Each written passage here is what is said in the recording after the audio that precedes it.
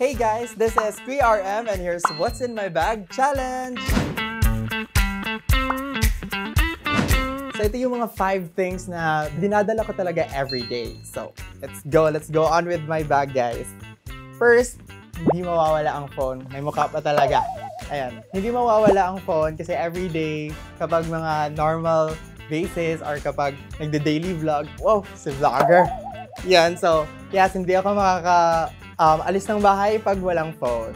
Next is my wallet kasi nandito lahat ng money, cards, ID. So parang half of my life ay nandito so hindi ako mabubuhay pag wala ang wallet ko. Third item is sunscreen. So it's a protection sa sun guys, you know, the UV lights, the radiation. So kapag gusto nyo, the secret to a younger look when you're old is sunscreen. Next, camera. Ayan. So, on a daily basis, dinadala ko talaga ang camera ko, guys. As, you know, cloud chaser. Wow. As a vlogger, so need talaga ito para, you know, to capture every moment kung saan ka man mapunta. And lastly, wala siya sa bag ko, pero nasa mukha ko, yung glasses ko. Na hindi ako nabubuhay pag walang glasses guys kasi wala akong makita. So, hindi ka talaga nakakalimutan ng glasses ko kapag lumalabas.